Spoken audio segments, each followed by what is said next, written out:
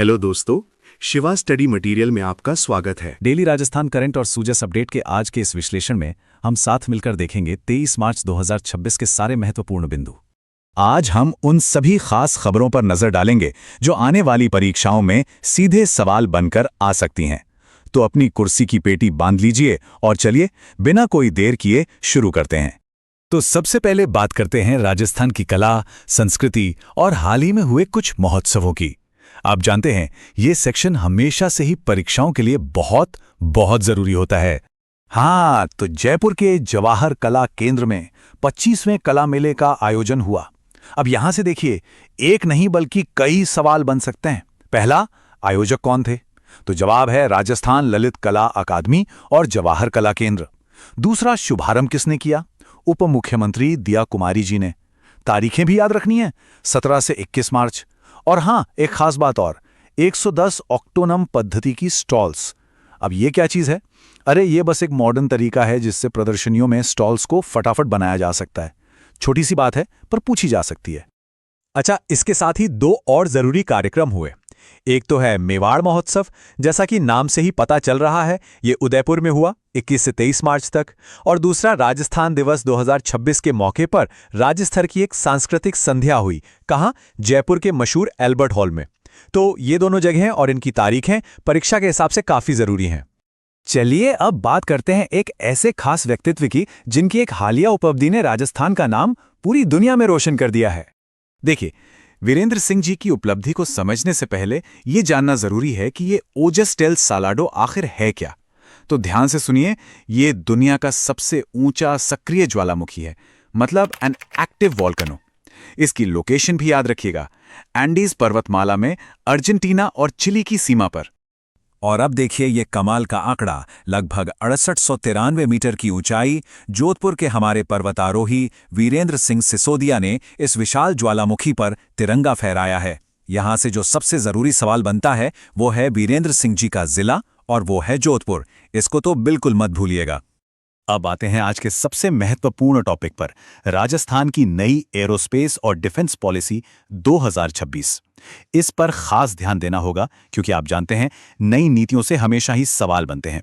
राजस्थान अपनी लोकेशन और औद्योगिक क्षमता का फायदा उठाकर इस फील्ड में एक बड़ा हब बनना चाहता है, इसलिए यह पॉलिसी बहुत ही ज्यादा अहम है। इस पॉलिसी से जुड़ी तारीखें परीक्षा के लिए बहुत बहुत जरूरी हैं। देखिए, कैबिनेट ने इसे 21 जनवरी को मंजूरी दी।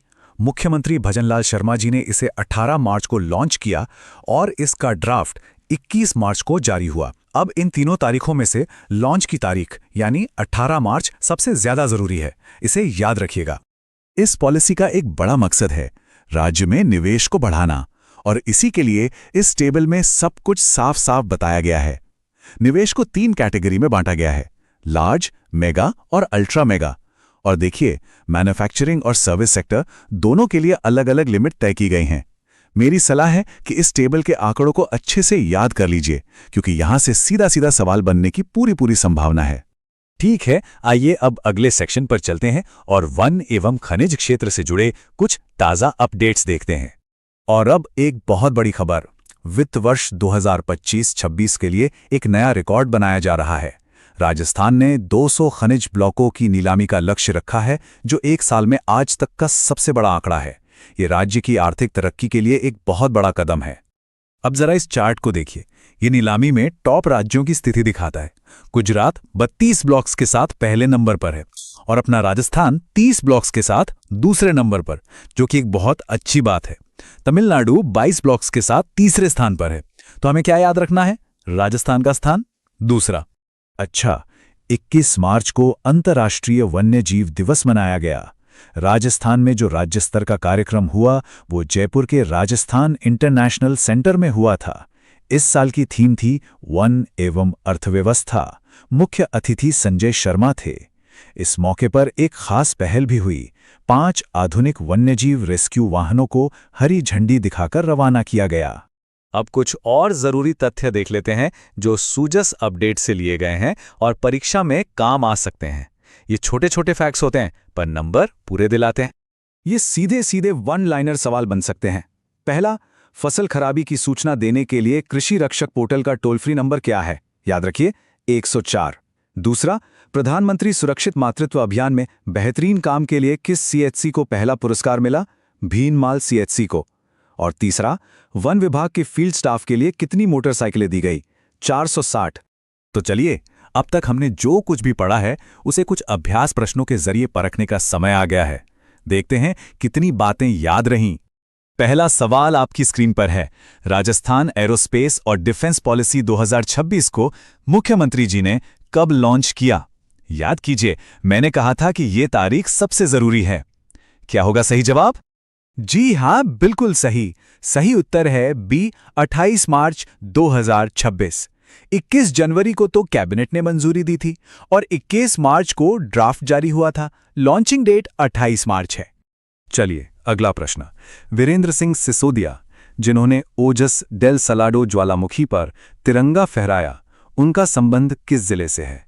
आपके विकल्प हैं जयपुर, उदयपुर, जोधपुर या बीकानेर।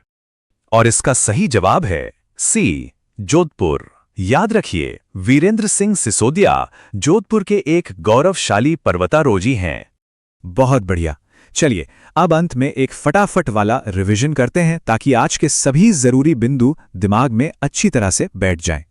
तो आज के मुख्य बिंदु हैं: 25वां कला मेला हुआ जयपुर में, जोधपुर के वीरेंद्र सिंह ने ओजस डेल सलाडो पर चढ़ाई की, नई डिफेंस पॉलिसी 18 मार्च को लॉन्च हुई, खनिज नीलामी में राजस्थान दूसरे नंबर पर रहा, अंतर्राष्ट्रीय वन दिवस की थीम थी वन एवं अर्थव्यवस्था, मेवाड़ महोत्सव उदयपुर में मनाया गया और कृषि रक्षक पोर्टल का टोल फ्री नंबर है 0104।